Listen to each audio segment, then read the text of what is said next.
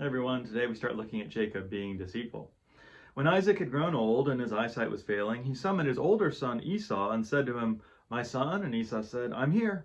He said, "I'm old and don't know when I will die. So now take your hunting gear, your bow and quiver of arrows, go out in the field and hunt game for me. Make me the delicious food that I love and bring it to me so that I can eat. Then I will bless you before I die." Rebekah was listening when Isaac spoke to his son Esau. And when Esau went out into the field to hunt game to bring back, Rebekah said to her son Jacob, "My son, listen to me. I'm telling you what to do. Go to the flock and get me two young healthy goats so I can prepare them as the delicious food your father loves. You can bring it to your father, he will eat, and then he will bless you before he dies." Now, this is actually the second story where Jacob is doing something deceitful. We skipped the one about the birthright, where he basically tricks his starving and kind of dumb brother Esau into giving him the birthright for one bowl of soup. And the birthright in that case is probably like the larger inheritance that would go to the firstborn son.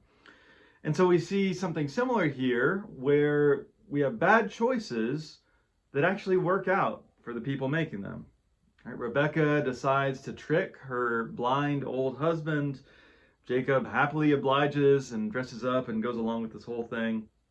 And we're going to talk more about how Jacob literally is trying to beat Esau through much of this story. And it works. They get the blessing. Jacob got the birthright. And so we kind of wonder, well, do the ends justify the means? Was this what was meant to happen? Is this the right thing to do somehow? Well, I don't think we have to say that. Now, if you're like me, you're probably surprised why there isn't more commentary from the narrator or from God about what they're doing, right? And this was evil in the Lord's eyes. Right? We're not really getting that most of the time. Genesis usually is just presenting these stories, and it's up to us to determine what to do with them. I think this is a reminder that Genesis and the Bible is not just giving simple moralism, right? Like, here's this character, be like them, or here's this bad person, don't be like them. It's actually a lot more complicated, so we need to be careful with how we use these stories. Now, there was a small judgment on Esau. It said he despised his birthright, which is saying something. But this story here, where he loses his blessing, it seems a lot more sympathetic to Esau. And now, even though God eventually will bless Jacob, we'll talk about that this week, we shouldn't take this as God condoning Jacob's behavior. God saying, this is fine.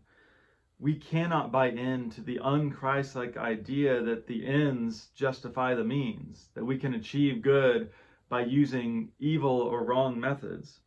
It always comes back on us. I mean, just look at the history of the church and you see the way that we have tried to use power and violence for the sake of good, and it ends up not so good. So, maybe don't be like Jacob. Now, also, there's some good news here from a certain perspective. Yes, in a lot of ways it's unfair that Jacob does what's wrong and he still gets blessed. But the bigger picture is that God's faithfulness is not actually dependent on human faithfulness. This isn't the end of Jacob and Esau's story. God is going to make it right. And so we trust that if we do right, God will also make it right for us.